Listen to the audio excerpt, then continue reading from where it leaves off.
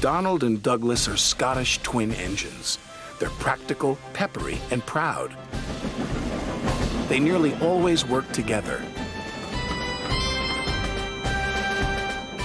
One day, Donald and Douglas were chuffing through the countryside, hauling a heavy load.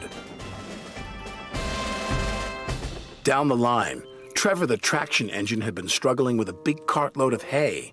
Crossing the tracks, the cart's wheels had broken off. Then Trevor heard a whistle. "Oh no!" Trevor cried. Donald could see the cart. "Stop!" he cried. Donald's driver applied the brakes, but it was too late.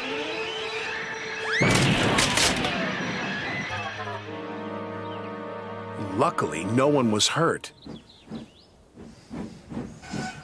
"Stop being pushy," Donald snapped. "Don't call me pushy," Douglas snapped back. "You shouldn't have pushed me into the cart," huffed Donald. "You pulled me, you mean," argued Douglas. "Didn't. Did. Did not. Did too." Before long, the track was cleared, and Donald and Douglas were on their way. The twins were so cross they refused to speak to each other for the rest of the day.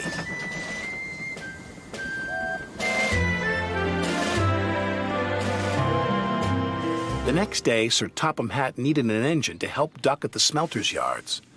"May I go, sir?" said Donald eagerly. "I only need one engine," said Sir Topham Hatt, "not two."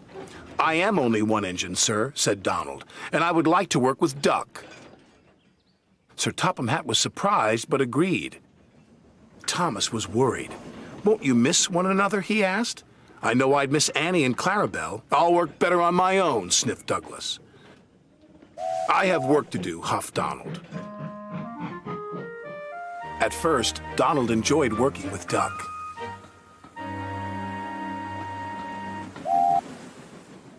Then things started to go wrong.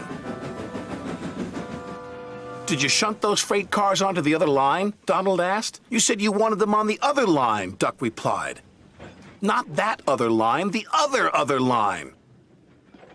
Donald was cross. Douglas would have known what I meant. He huffed. Douglas was working on his own. He chuffed dutifully through the beautiful countryside. But Douglas had no one to share it with. Although he tried not to, he was beginning to miss his twin. That night, Douglas's driver took him to visit Donald.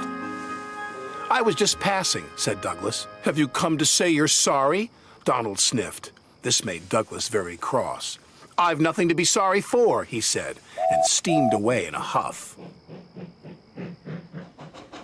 The next day, Donald was in a bad mood. Duck could see he was getting too close to the buffers. "Look out!" Duck shouted, but it was too late. Donald's driver was very cross. "This wouldn't have happened if you were working with Douglas," he said. Donald knew he was right, and Duck knew he couldn't pull Donald back onto the rails. So he went for help. Douglas was sadly finishing his work as Duck steamed into the depot. "Donald is in trouble," said Duck. "Donald in trouble," Douglas cried. "I'm on my way." And he steamed off as fast as he could.